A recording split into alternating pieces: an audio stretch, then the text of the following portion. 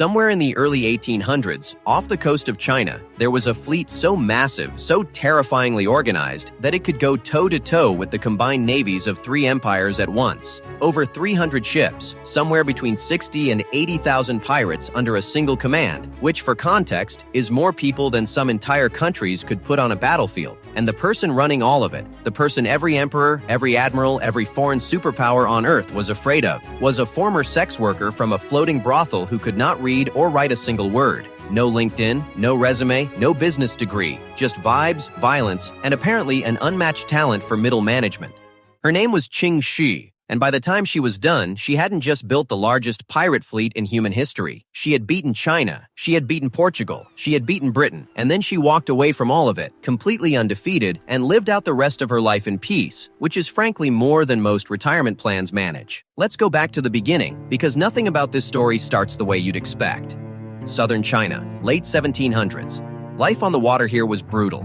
Entire communities lived permanently on boats, generation after generation, fishing, trading, and often turning to piracy just to survive one more season, because apparently even ancient China had a gig economy, and it was somehow worse than ours.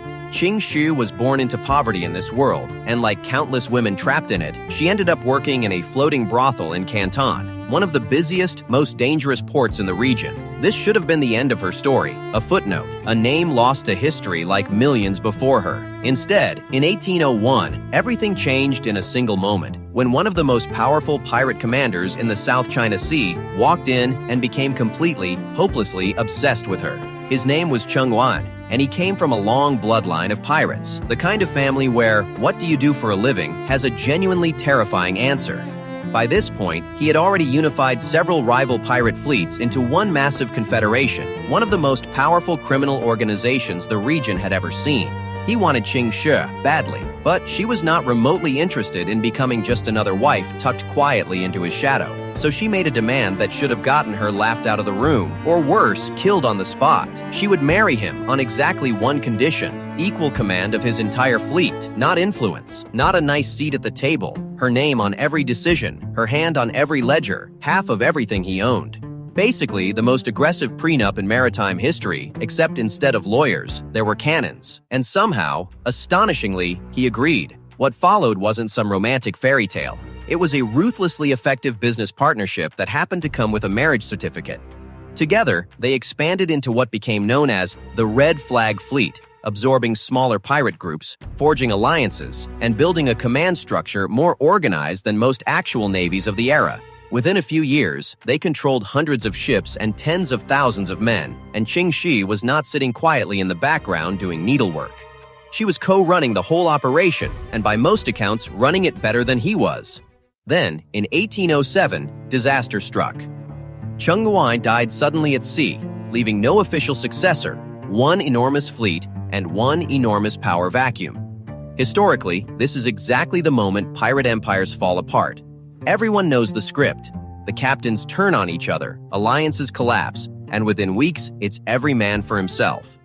Ching Shih read that script and set it on fire. Instead of stepping aside, she seized full control of the entire fleet herself, with a level of political precision that would honestly embarrass most modern office politics. She locked in the loyalty of her late husband's most powerful subordinate, a young pirate named Chung Po Tsai, by making him her second in command, and shortly after, her new husband as well.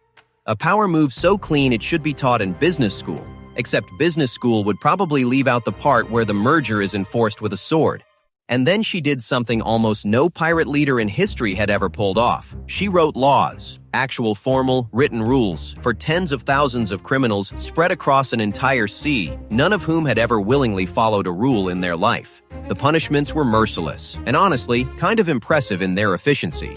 Disobey a direct order in battle, and you were beheaded on the spot, rank didn't matter. Steal from the shared plunder fund, and repeat offenders were executed. And here's the detail that always makes people's jaw drop when they hear it for the first time. She enforced brutal protection for female captives. Any pirate caught assaulting a female prisoner was executed immediately.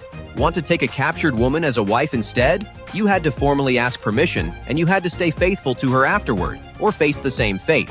Somewhere out there, an entire fleet of hardened criminals were more terrified of Ching Shih's HR policy than they ever were of the actual Chinese Navy. Under her command, the Red Flag Fleet didn't just survive the death of its founder, it exploded into something almost incomprehensible. At its peak, estimates place her forces at over 300 ships, and somewhere between 60 and 80,000 men, women, and even children living and fighting under her direct command. She had effectively built her own floating nation, complete with laws, taxation, and an economy, extracting protection payments from coastal villages and merchant ships up and down the entire Chinese coastline. Imagine getting a subscription fee, except the alternative to paying is your entire village catching fire. The Qing dynasty, ruling one of the largest empires on the planet, tried to stop her. They failed, repeatedly and embarrassingly. Her fleet demolished Qing naval forces engagement after engagement, and captured sailors were usually given a simple choice: join her crew or don't survive the conversation.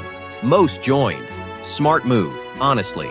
Growing increasingly desperate, the Chinese government did something almost unthinkable for an empire of its size and pride. It asked foreign powers for help. Britain and Portugal, two of the most dominant naval empires on the entire planet at that moment, sent warships specifically built to hunt her down. She beat them too.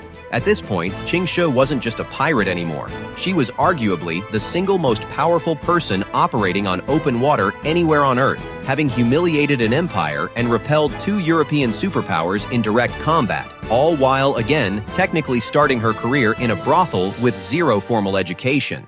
And then, at the absolute peak of her power, she did something almost no conqueror, warlord, or pirate in recorded history has ever managed. She walked away, completely on her own terms, like the final boss simply deciding the game was over, knowing the Qing government would eventually throw everything it had at destroying her regardless of cost. Ching Shih opened negotiations directly with the empire that had already failed to beat her in battle.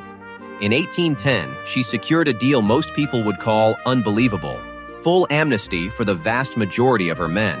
She personally kept her wealth, her ships, and her freedom. And in a twist almost too perfect to be real, the empire she had spent years humiliating gave her second husband an official military rank, putting him in charge of hunting down the pirates who refused to surrender. The student didn't just surpass the teacher. She made the teacher's boss give her husband a government job. She then retired from piracy completely, opened a gambling house, and lived out the rest of her life in quiet wealth, reportedly passing away in her 60s, an age almost no pirate captain in history ever lived to see. Meanwhile, we're all out here stressed about our Monday morning meeting. Think about what that actually means. Napoleon lost. Blackbeard was hunted down and killed. Almost every pirate captain in history either died in battle or got executed by the empire chasing them. Ching Shih did neither. She built the largest pirate fleet the world has ever seen, starting from a floating brothel with no education, no name, and no power behind her whatsoever. She beat an empire. She beat two additional global superpowers sent specifically to destroy her. And then she negotiated her own peace, on her own terms, and simply walked away, completely undefeated. No pirate before her ever commanded a force this large. No pirate after her ever has either. Not one. And somewhere out there right now, there are entire governments, entire navies, entire militaries that still have never accomplished what one illiterate woman from a floating brothel in southern China pulled off with absolutely nothing behind her except her own mind and a genuinely terrifying HR policy.